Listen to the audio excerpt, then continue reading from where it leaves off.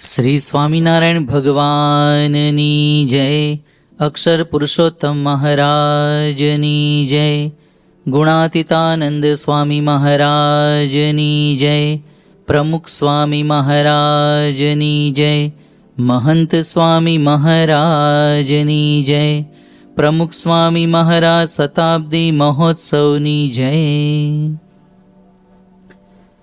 પૂજ્ય વિવેક સાગર સ્વામીએ થોડા સમય પહેલાં એક સભામાં સુંદર વાત કરેલી કે યોગીજી મહારાજ મુંબઈમાં બિરાજમાન હતા તારીખ 22/8/69ના દિવસે, અને સ્વામી યોગી બાપા સવારે 5 વાગે આ બધા સંતોને કહે છે કે આજે તો મને રાત્રે 3 વાગ્યા સુધી ઊંઘ ના આવી, પણ શાસ્ત્રીજી મહારાજની હું સમર્તિ કરું.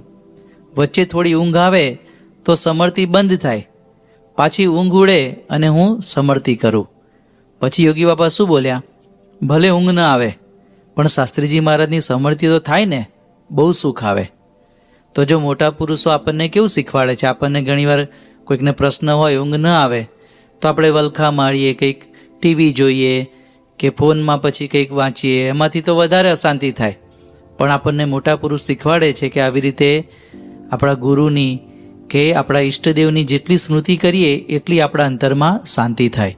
તો આપણે ઘણા સમયથી સદગુરુ નિષ્કુળાનંદ સ્વામી રચિત હરિસ્મૃતિ ગ્રંથના આધારે તેઓ મહારાજની કેવી સ્મૃતિ કરતા એનું આપણે પાન કરીએ છીએ.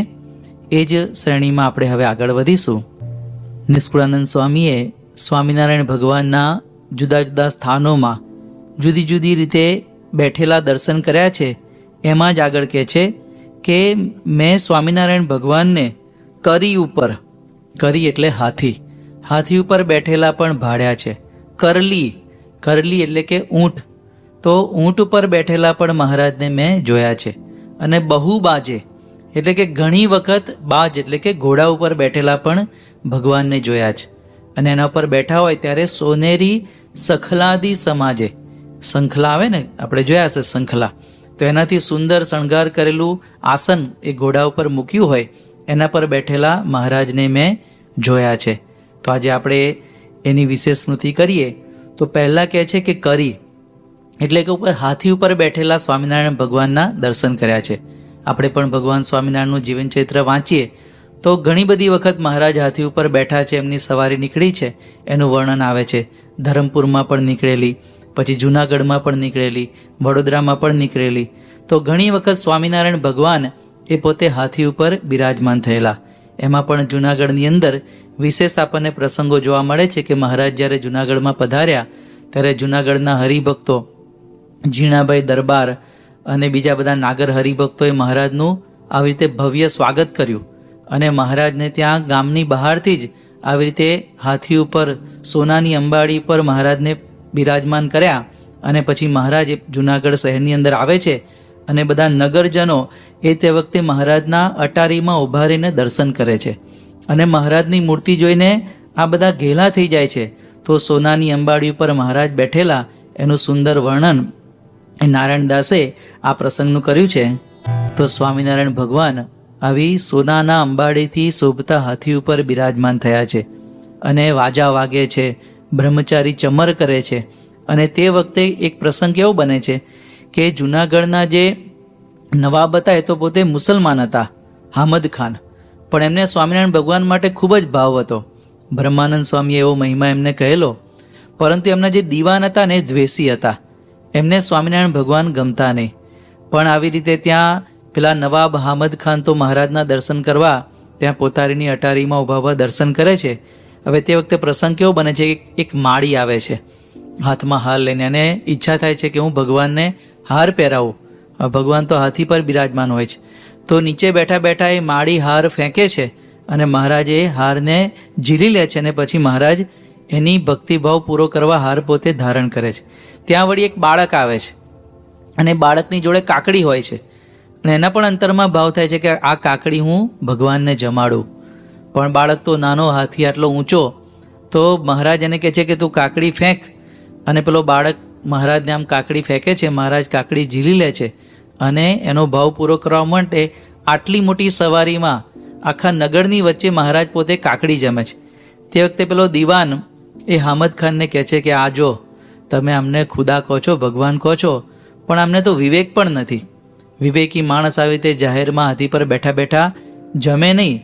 તે વખતે પેલા નવાબ શું કહે છે કે દીવાન, આપણને આપણી લાજની પડી હોય, આ ભગવાન તો ઓલિયા પુરુષ એમની સ્થિતિમાં હોય, માટે એમને આવી રીતે કોઈની લાજની પડી ના હોય, માટે ખરેખર એ ઓલિયા પુરુષ છે. ત્યાં વળી એક ગઢવી ત્યાંથી પસાર થતો હોય છે અને એ મહારાજને જુએ છે અને મહારાજના દર્શન કરીને એટલો બધો ભાવમાં આવી જાય છે કે મહારાજની સ્તુતિ કરે છે. તો મહારાજ એને સોનેરી રેંટો એ પ્રસાદીનો આપે છે. તો આવા બધા સુંદર દર્શનનું વર્ણન આગળ નારાયણદાસ પોતે કરે છે. તો આવી રીતે જૂનાગઢમાં સ્વામિનારાયણ ભગવાનની અદ્ભુત સવારી નીકળી એનું વર્ણન આપણે સાંભળ્યું. એવી જ શ્રીજી મહારાજની સુંદર સવારી વડોદરા શહેરમાં પણ નીકળેલી. વડોદરાના રાજા હતા સયાજીરાવ ગાયકવાડ.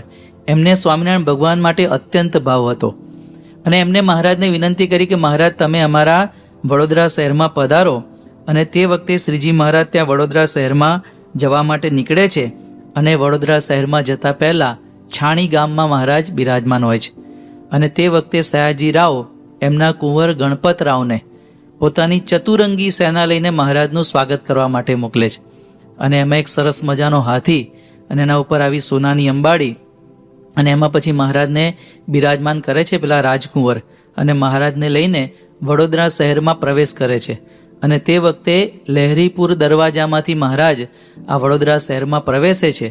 અને તે વખતે આ સયાજીરાવ રાજાએ આખું વડોદરા શહેર એ પોતે એકદમ શણગારેલું, રસ્તાઓ ધોઈ નાખેલા અને ગામના નગરજનો પોતાની અગાસીમાંથી અટારીમાંથી મહારાજના દર્શન કરે છે, મહારાજની ઉપર પુષ્પ પધરાવે છે. અને લોકો બોલે છે કે દર વર્ષે અહીંયા દશેરાના દિવસે આપણા મહારાજાની સવારી નીકળે છે, ભવ્ય હોય છે, પણ આ સ્વામિનારાયણ ભગવાનની સવારી તો દિવ્ય છે. તો આવી સુંદર એ મહારાજની ત્યાં સવારી નીકળેલી એનું સુંદર વર્ણન પ્રેમાનંદ સ્વામીએ લખ્યું છે. તો સ્વામિનારાયણ ભગવાન હાથી ઉપર બેસીને એ વડોદરા શહેરમાં નીકળ્યા છે અને ચોપદાર એ મહારાજની છડી બોલાવે છે. અને આવી રીતે સોનાની અંબાડીમાં ભગવાન પોતે બિરાજમાન થયા છે. તો સુંદર વર્ણન પ્રેમાનંદ સ્વામી કર્યું. અને મહારાજની પછી આ હાથીની સવારી એ સયાજીરાવ મહારાજાના મહેલ પાસે આવે છે અને હાથી પછી ત્યાં બેસે છે અને સીડી મૂકે છે. અને પછી મહારાજ જ્યારે ઉતરવા જાય છે તો રાજા પોતે પોતાનો હાથ આપે છે અને ભગવાનને પછી પોતાના મહેલમાં પધરાવે છે. પછી તો સ્વામિનારાયણ ભગવાન ત્યાં થોડા દિવસ સુધી વડોદરામાં રહે છે, સભાઓ થાય છે, શાસ્ત્રાર્થ થાય છે, વગેરે થાય છે. પછી મહારાજ જ્યારે વડોદરાથી વિદાય લેવાના હોય છે ત્યારે પણ સયાજીરાવ એવી જ રીતે મહારાજને હાથીમાં બિરાજમાન કરી અને વિદાય આપે છે. ત્યારે પણ આવી રીતે મહારાજ પોતે એવી જ સોનાની અંબાડીવાળા એ જ હાથી ઉપર બિરાજમાન થયા છે.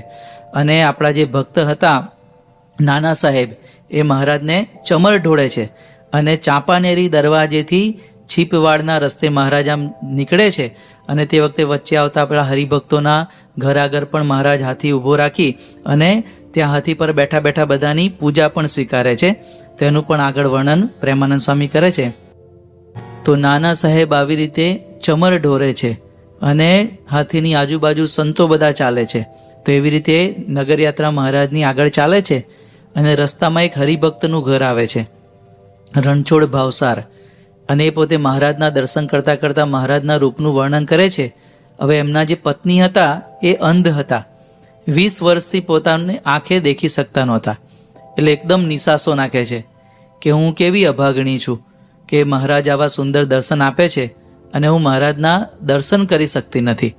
અને તે જ વખતે હાથી પર બેઠા બેઠા શ્રીજી મહારાજ એમના સામું દ્રષ્ટિ કરે છે અને 20 વર્ષથી પોતે આવી રીતે પ્રજ્ઞાચક્ષુ હતા, પણ મહારાજની કૃપાથી એ પોતે દેખતા થઈ જાય છે અને શ્રીજી મહારાજની સુંદર મૂર્તિના એમને દર્શન થાય છે. આગળ મહારાજની સવારી ચાલે છે તો વડોદરામાં જે બધા મોટા મોટા શેઠ હતા, સત્સંગી નહોતા, પણ મહારાજ માટે એમને ખૂબ ભાવ, એ બધા પણ મહારાજની પૂજા કરે છે. સામળ બેચર શેઠ એ પોતે પૂજા કરવા માટે હાર અને બધું લઈને આવે છે. તો મહારાજ તો હાથી પર બિરાજમાન હોય છે. તો પછી એ શેઠ પોતે હાર એ હાથીની સૂંઢમાં આપે છે અને હાથી એ સૂંઢ ઊંચી કરીને શ્રીજી મહારાજને હાર આપે છે અને મહારાજ પોતે હાર ધારણ કરે છે. પછી આગળ સવારી ત્યાં મસ્તુબાગમાં મહારાજ રોકાય છે અને બીજે દિવસે ત્યાંથી છાણી સુધી ફરીથી હાથી પર બિરાજમાન થઈને જાય છે. તો પ્રેમાનંદ સ્વામી એ મૂર્તિનું આગળ વર્ણન કરે છે. તો સ્વામિનારાયણ ભગવાન આવી રીતે વડોદરાની અંદર હાથી ઉપર એમની જે સવારી કરેલી એનું સુંદર વર્ણન અહીંયા પ્રેમાનંદ સ્વામીએ કર્યું છે. અને પછી તો એવી વર્ણન આવે છે કે મહારાજ છાણીથી આગળ વિચરણમાં નીકળી ગયા અને સયાજીરાવને મહારાજ માટે એટલો બધો ભાવ કે જે હાથી ઉપર સ્વામિનારાયણ ભગવાન બિરાજમાન થયેલા એ હાથી ઉપર એમને પોતે ક્યારેય સવારી કરી નહોતી. અને એવું વર્ણન આવે છે કે જ્યારે જ્યારે હાથી ખાનામાં જાય તો મહારાજના પ્રસાદીના હાથીના એ પોતે નમસ્કાર કરતા અને પ્રેમથી દર્શન કરતા અને એમના બધા નોકરોને કહી રાખેલું કે આ હાથીની તમારે વિશેષ કરીને ધ્યાન રાખવું, એને જમાડવો, એની સેવા કરવી. તો જો ભગવાનના ઉપયોગમાં આવેલા હાથીનો પણ આટલો બધો મહિમા એ પોતે સયાજીરાવ આટલા મોટા રાજા હતા છતાં પણ સમજતા. તો આપણને અહીંયા ખ્યાલ આવે કે ભગવાન આવી રીતે જુદી જુદી જગ્યાએ હાથી ઉપર બિરાજમાન થયેલા. આપણે ગુરુ હરિપ્રમુખ સ્વામી મહારાજ એમના પણ ઘણી વખત હાથી પર બેઠેલા દર્શન કર્યા છે. આપણે અહીંયા લંડનની સ્મૃતિ કરીએ તો તારીખ 20/7/1980 રોજ પ્રમુખ સ્વામી મહારાજ અહીંયા લંડનમાં બિરાજમાન હતા અને લંડનના બધા ભક્તોને ભાવ થયો કે અહીંયા લંડનમાં કોઈ દિવસ હાથી ઉપર બાપાની સવારી નીકળી નથી, તો હાથી ઉપર આપણે સ્વામીને બિરાજમાન કરવા. હવે દેશમાં તો હાથી પર આવી સવારી નીકળે, હાથી પર બેસવું એ બધો રિવાજ છે. હવે અહીંના હાથીને તો આવો કોઈ અનુભવ પણ ન હોય, એટલે પછી બધા હરિભક્તો અહીંયા સર્કસમાં હાથી જોવા માટે ગયા અને જોડે સંતો પણ ગયા. અને પછી એક હાથણી હતી, મૌરીન એમનું નામ હતું, એ પોતે પસંદ કરી અને અહીંયા બાપાની સવારી એના ઉપર કાઢવાની હતી. હવે અહીંયા તો આપણને કોઈ એવો અભ્યાસ પણ નહીં, પણ સંતોએ હરિભક્તોએ મળીને એની ઉપર બેસવા માટે અંબાડી જેવું પણ બનાવ્યું અને છાપામાં અને ટેલિવિઝનમાં બધે જાહેરાત થયેલી કે આવી રીતે ભારતથી પધારેલા એક મોટા મહાન પુરુષ હાથી ઉપર એમની યાત્રા નીકળવાની છે. એટલે એ દિવસે તો હજારો માણસની ભીડ એ બાપાના દર્શન કરવા માટે પણ આવી. પણ હવે બન્યું કેવું કે એ હાથીની અંબાડી બનાવેલી તો આમ તો બાપા બેસવાના હતા, એક સંત બેસવાના હતા અને આગળ હરિકૃષ્ણ મહારાજ માટે આસન પણ કરેલું, પણ એ બધું અનુકૂળ ના આવ્યું તો પછી બાપાને એકલાને બેસવાનું થયું અને હરિકૃષ્ણ મહારાજ પણ બેઠા. અને પછી અહીંયા જ આપણે આલ્પર્ટન હાઈસ્કૂલ ત્યાંથી બાપાની સવારી નીકળી અને હવે જે અંબાડી બનાવેલી તો એ પાછી થોડી થોડી આમ સરકી જાય, એટલે નીચેથી બધા હરિભક્તો ટેકો આપીને સરખી કરે અને બાપા તો એકદમ સ્થિર ચિત્તથી બેઠેલા ભગવાનના દર્શન કરતા કરતા. અને પાછું યોગાનુયોગ તે વખતે વરસાદ પડ્યો. હવે બાપા તો હાથી પર બેઠેલા, નીચેથી બધા યુવકો આમ છત્રી ધરે. બાપા કે ઠાકોરજી પર ધરો, પણ ઠાકોરજી પર છત્રી ધરવાનું ફાવે નહીં, તો સ્વામીએ પછી છત્રી પોતે લઈ લીધી. બાપા પોતે હાથી પર બેઠા છે અને હાથી પર બેઠા બેઠા આગળ ઠાકોરજીને છત્રી ધરે છે. તો આવા સુંદર દર્શન ઘણા બધા હરિભક્તોએ તો પ્રત્યક્ષ કર્યા છે. આપણે વિડીયોમાં પણ ઘણીવાર દર્શન આપણને થાય છે. તો પ્રમુખ સ્વામી મહારાજની એ પરાભક્તિના દર્શન પણ થયા. પોતે હાથી ઉપર એમની સવારી નીકળી છે, હજારો લોકો એમને જો આવ્યા છે અને તે વખતે પ્રમુખ સ્વામી મહારાજ પોતે હરિકૃષ્ણ મહારાજને છત્રી ધરે છે. તો તે પછી જ્યારે સવારી પૂરી થઈને બાપા હાથી પરથી ઉતર્યા અને તે વખતે હાથીને આશીર્વાદ આપતા હતા, તે વખતેનો પણ એક સુંદર ફોટોગ્રાફ્સ અમે હાથીએ એમ એની સૂંઢ ગોળ કરી છે અને વચ્ચે પ્રમુખ સ્વામી મહારાજ દેખાય છે.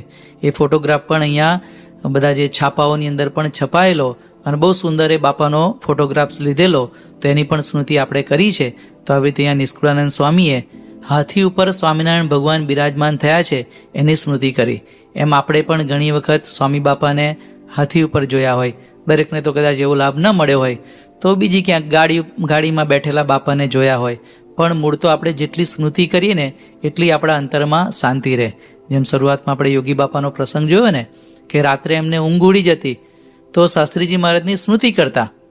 એમ આપણને પણ મનમાં અશાંતિ હોય, અત્યારે તો આ બધું અશાંતિભર્યું વાતાવરણ ચાલે ને આ બધા સમાચારો સાંભળીએ તો આપણને પણ ઘણીવાર અશાંતિ આવી જાય.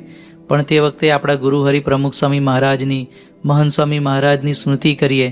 મહંત સ્વામી મહારાજ પણ આમ હાથી પર બેઠેલા આપણે આમ જોયા તો નથી, પણ અમારી સંસભામાં વચ્ચે આવેલું કે રૂદેલમાં આપણા અહીંયા અલ્પેશભાઈ ને બિમલભાઈ હરિભક્તો છે ને, એ લોકોએ ત્યાં પ્રમુખ સ્વામી મહારાજને તેડાવેલા અને હાથી પર સવારી કાઢેલી. ત્યારે બાપાની જોડે મહંત સ્વામી મહારાજ પણ ત્યારે સદગુરુ હતા, એ ત્યાં હાથી ઉપર બિરાજમાન થયેલા. તો એની પણ વાત સાંભળી છે. તો આ બધા પ્રસંગો આપણે સાંભળ્યા હોય એની જેટલી સ્મૃતિ કરીએ એટલી આપણા અંતરમાં શાંતિ રહે. તો નિષ્કુળાનંદ સ્વામી આપણને આવી રીતે શીખવાડે છે કે ભગવાનના ચરિત્રોનું જેટલું સ્મરણ કરીશું, જેટલી સ્મૃતિ કરીશું એટલી આપણા અંતરમાં શાંતિ થશે. તો તો આપણે પણ ભગવાનને એવી પ્રાર્થના કરીએ કે આપણને એવી બળબુદ્ધિ શક્તિ આપે કે આપણે પણ એમના સ્મૃતિ સાગરની અંદર હંમેશા ડૂબેલા રહીએ. શ્રી સ્વામિનારાયણ ભગવાનની જય.